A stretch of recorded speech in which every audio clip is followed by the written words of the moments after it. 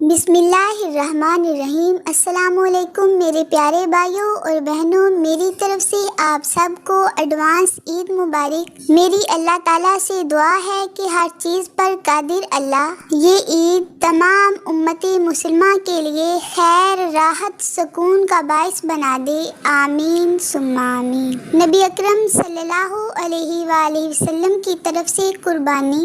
حضرت حنش رحمۃ اللہ علیہ فرماتے ہیں کہ حضرت علی رضی اللہ عنہ نے 2 مینڈوں چکی دار دمبوں کی قربانی کی۔ ایک مینڈا نبی اکرم صلی اللہ علیہ وآلہ وسلم کی طرف سے اور ایک مینڈا اپنی طرف سے، اور پھر فرمایا مجھے رسول اللہ صلی اللہ علیہ وآلہ وسلم نے حکم دیا ہے کہ میں ان کی طرف سے قربانی کروں، لہٰذا میں ہمیشہ آپ صلی اللہ علیہ وآلہ وسلم کی طرف سے قربانی کرتا رہوں گا۔ سبحان اللہ۔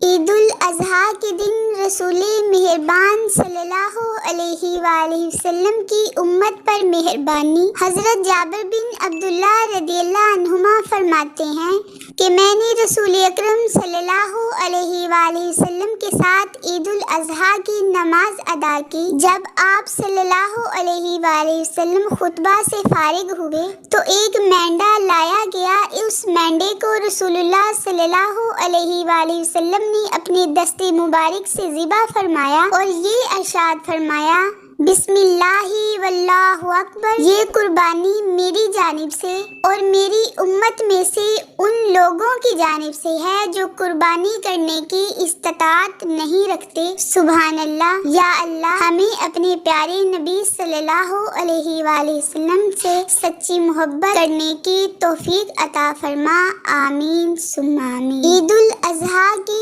آداب: صبح سویرے اٹھنا، مسواک کرنا، غسل کرنا، شریعت کے دائرے میں رہتے ہوئے اپنی آرائش کرنا، عمدہ سے عمدہ کپڑے جو پاس موجود ہوں پہننا، خوشبو لگانا، سرما لگانا، عید کی نماز سے پہلے کچھ نہ کھانا، جلد از جلد عیدگاہ پہنچنا، عید کی نماز عیدگاہ میں جا کر پڑھنا، عیدگاہ پیدل جانا اور عیدگاہ سے واپسی پر دوسرا راستہ اختیار کرنا، عیدگاہ جاتے وقت اور وہاں سے واپسی پر راستے میں اللہ اکبر لا الہ الا اللہ واللہ اکبر وللہ الحمد بآواز بلند پڑھنا، قربانی کے مبارک گوشت سے کھانے کی ابتدا کرنا۔ اللہ عمل کی توفیق عطا فرمائے۔ میرے پیارے نبی حضرت محمد صلی اللہ علیہ وآلہ وسلم کی محبوب امت کے میرے پیارے بھائیوں اور بہنوں،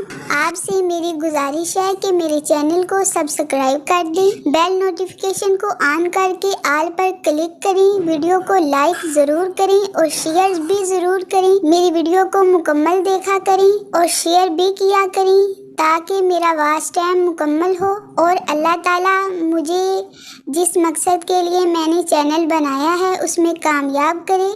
عید الاضحیٰ اور صفائی ستھرائی کی مخدوش صورتحال۔ طہارت و پاکیزگی ایمان کا جزو ہے اور قرآن و حدیث میں اس کی بڑی تاکید وارد ہوئی ہے، لہٰذا عید الاضحیٰ کے موقع پر اس جانب خاص توجہ دینے کی ضرورت ہے۔ ہمارے ملک میں عام طور پر جانور کا گوبر گندگی، اسی طرح جانور ذبح ہونے کے بعد اس کا خون، ناقابل استعمال گوشت، چربی، چمڑا، ہڈیاں، جانور کی سری اور علائشوں وغیرہ کو یوں ہی راستوں، نالوں اور سڑکوں پر پھینک دیا جاتا ہے، جس کی وجہ سے جگہ جگہ گندگی کے ڈھیر لگ جاتے ہیں، تعفن، بدبو پھیلتی ہے اور مہلک بیماریاں جنم لیتی ہیں۔ اس ناخوشگوار صورتحال میں ایک طرف پوری قوم بالخصوص معصوم بچوں کو صحت کے حوالے سے پیچیدہ مسائل اور خطرات لاحق ہو جاتے ہیں، تو دوسری جانب سنت ابراہیمی کے حوالے سے غیر مسلم اقوام کے سامنے بھی اچھا پیغام نہیں جاتا ہے۔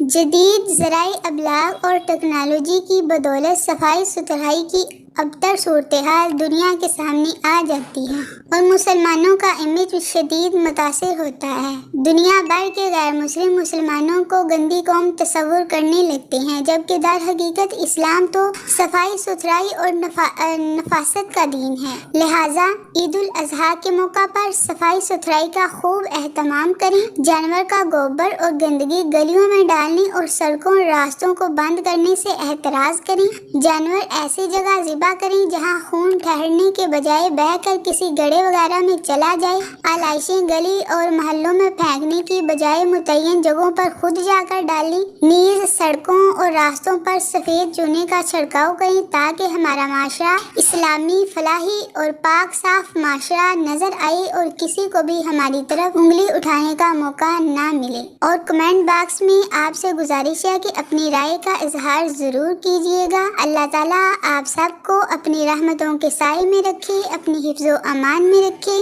آمین ثم آمین۔ اللہ حافظ۔